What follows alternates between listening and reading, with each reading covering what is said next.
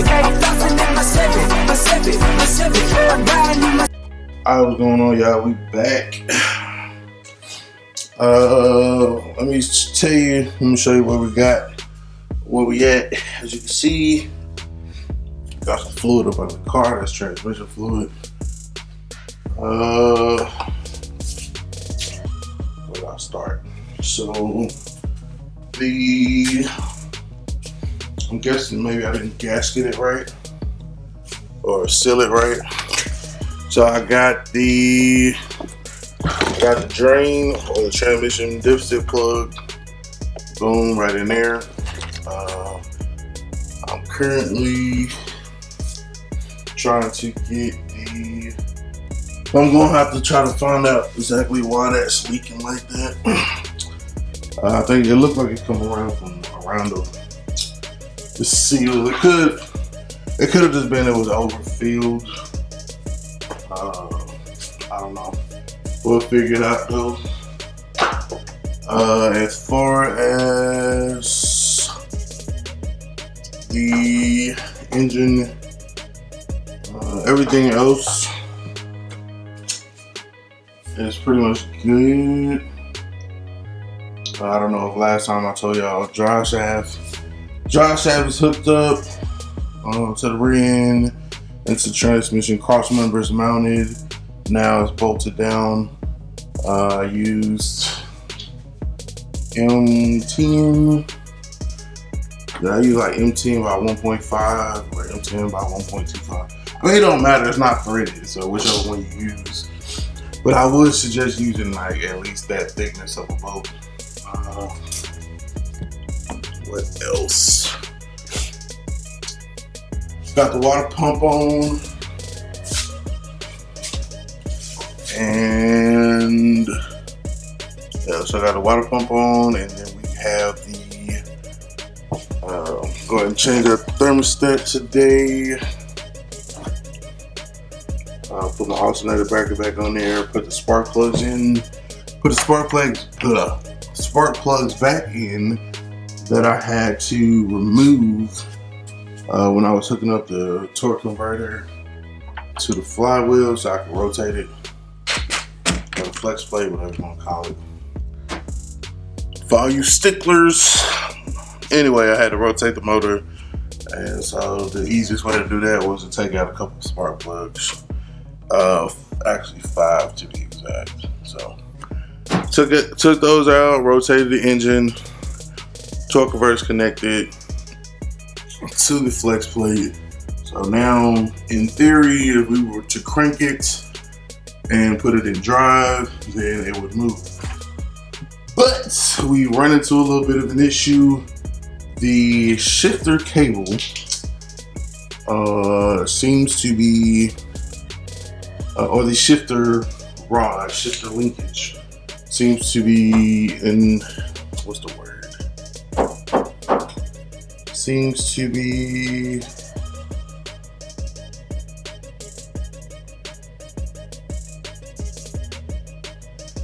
we got the rod is pretty much interfered with by the exhaust. The header on this end, the way that it is aimed when it comes out, is actually causing an issue.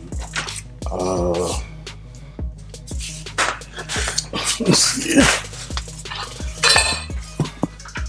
As you can see right here.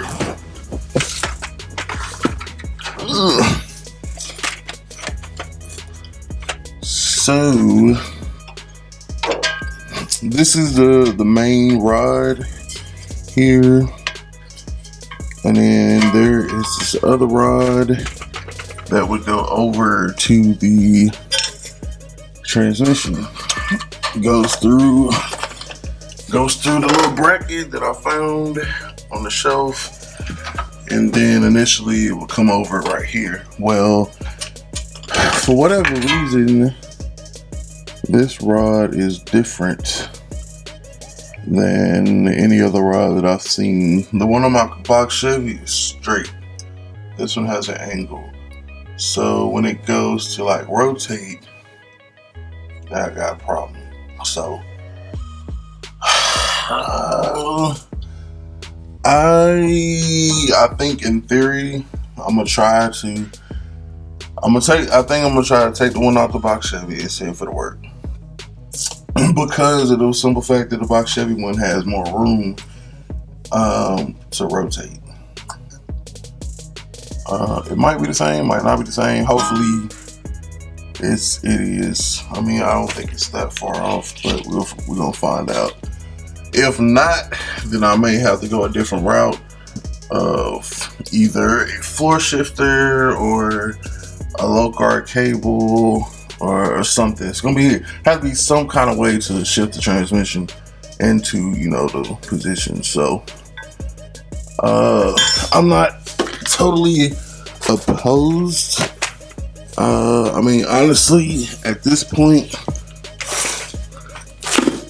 I mean, the floor shifter wouldn't be a bad idea, but you know, we are trying to get this done by Thanksgiving. Being that that's like one of the last little issues. Yeah, I mean, other than being able to shift it, man.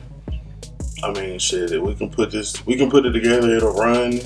We can tune it and it'll drive, but I don't have a way to put it in the drive at this moment. So we'll have to figure that out.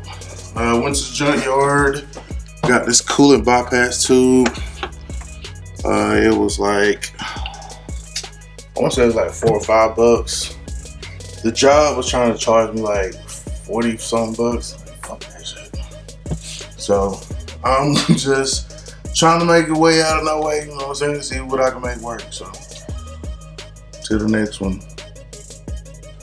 Yo, what's good? We back in the building. Trying to figure out the battery issues, some more shit with the camera, but we good to go now. Trying to find me something to damn watch on YouTube. But anyway, man, let me bring y'all up to date on what's going on with the Cutlass, man. I done got some work done since the last time we took a break, put it on or whatever. So let me bring you up to speed on everything you need to know about the Cutlass Cobbler. As you can see, got a laptop in here. I'm saying that's just so we can do the tuning when it comes time. I actually ran the OBD2 port and hooked up a couple of the gauges. As you can see there, we got battery and the oil pressure. Oil pressure is a mechanical gauge. Battery, of course, is electrical. So let me show you what we got there. Well, you'll see the battery, you won't see the oil pressure. But yeah, let me hit the key for you.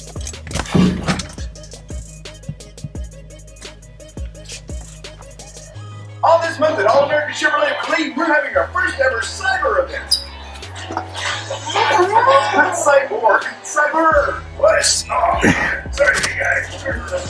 Experience the difference at All American Chevrolet Cleveland. Fuel gauge or electricity gauge work. Cleaning battery. Ooh la la, we Hold on, let me turn this Ooh on. la la, we The rep. That career and the biggest names of. All right, go. Yeah, I'm gonna watch Joe Budden and shit. Not live though, copyright and shit. So yeah, got battery gauge hooked up, temp gauge, battery gauge, oil pressure gauge, and then we got one more, the almighty temperature gauge that we still gotta get installed. I don't know exactly how that's gonna work. We're gonna find out though. I don't know if I have to use that plugged port. I don't know if I'm gonna have to use the plug port that's on that side of the block, or will I be able to like I'm about to attempt to do, use the sending unit from an F-body Camaro, whatever year it was, 98. I want to say the sending unit was the same, had the information to send to the computer, but it also had an additional wire on there to send the information to a gauge. So we're gonna see if that works. I read it works. I'm gonna try it. We'll go from there. So like I said, after I finish routing and directing everything where it needs to go, then we'll finish cleaning this up. LSX bracket on there, I think y'all already seen that. Almost to the point where we're gonna put coolant in it. I'm going to go ahead and wire this up, and then I'm gonna go ahead and do the coolant, and then top it off. Yeah, top it off with coolant, and see, that'll be like all our gauges. So if that works with, if it works with just using this sending unit here, you know what I'm saying, with the 3 wires here, which this one I'm gonna have to, one I'm gonna have to extend out, 2 will replace the 2 wires that were originally there. Let me show you the plug. Let me show you the plug. So yeah, this one right here was the original plug. It has 2 prongs on it. The one that we replaced it with, and the sending unit is 3. Like that one there. The other one to focus, but okay, there we go. So yeah. Cut you back on. Alright, so got that wired in. This is the wire coming off. It's gonna go to our gauge, which we have over here. I got shit everywhere, man. Trying to get this cobbler. The kitchen is a mess. Trying to get this cobbler going. So this says it needs power, it needs ground, and then it has a sender unit. Or a sender wire, and then you have an electrical temperature sensor that they include, which is, where did I put it? Which is this one right here. And I mean, basically it's just a wire off of it. So in theory, that same wire would represent this wire, and then as long as we have power and ground to this, then it should work. The ground, like I said, we're gonna test it outside of here to make sure before we run out of wires to the car. Just put a key on hot, a ground, and then the signal wire here, and then we'll see what happens. So let's see.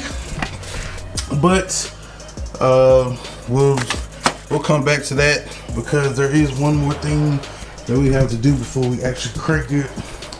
Well, before we crank it, we gotta fill it with the coolant, but also we gotta do this. So low car ACA 1800 shifter column linkage, 21 inch for the 350, 400, 700 R4. I think some people use it for the 406s and the 408s. So there is not a, well, depending upon the headers that you use, you may have clearance issues as far as your shifter linkage. Like me. We got a shifter linkage issue. I'm not gonna try to put y'all down there. But anyway, you're gonna come over here. Well, first you're gonna make sure the car's in park, which it is. And then what you're gonna do is remove this old rod, and then you're gonna put in a new one, and then you're gonna see how much you need to slightly bend it so that it gets to the transmission, to the arm. And from what I've seen on install videos, etc., etc., I mean, it's not that complex or difficult to do. So I'm probably gonna get ready to take a lunch break, and then I'm gonna come back and I'm gonna get this installed. Alright, so we finna put a brief hole on the shifter thing. shifter install. We're gonna try to go ahead and fill up the engine with coolant, run it, make sure that our gauge was working. For our oil pressure, we know our battery is good. And then we're gonna try to see if the sending unit here is going to do any good with the new sensor that we put in there. And go from there. But as I'm topping off the engine, the damn water pump starts leaking out the weep hole, so I'm gonna have to take that shit back off. They'll give me a new fucking water pump. Fuck, I should have did that. I shouldn't have played with them fucking junkyard water pumps.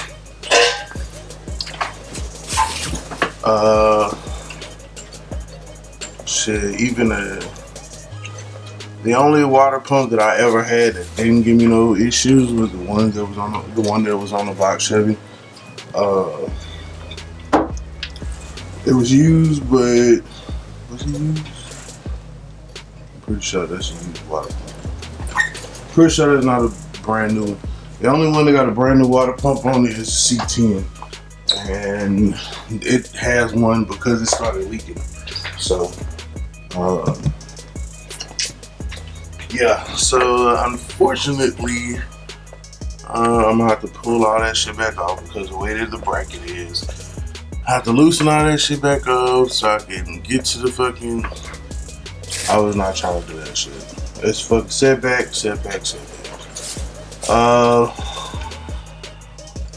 However, I am gonna go ahead and like crank it, let it run for a little bit, see where we at with the temperature, see if the temperature gauge works before I have to tear this shit all the way back apart again. So at least I know if it works, if it don't work, and what I'm gonna have to do from there, and then from that point we'll make a decision. Well, not make a decision, but we'll have to go ahead and tear this shit off the front of it and then do the shifter linkage, and we should be good to go. Time is dwindling down for the collar to be done, but of course, you know, mishaps and shit are gonna happen. So small, big problem, but small problem. I mean, it's just a water pump. It's gonna probably be more tedious than anything. You know what I'm saying? That's gonna be the biggest probably complaint over this. My fucking biggest complaint, because I wasn't trying to cover that shit, to be honest. So let me get my computer. Actually, let me get the rest of the wires that I need to hook this up, and then get the computer hooked up, and then we'll crank it up and see what we get. It should get hot pretty fast because most of the cooler leaked.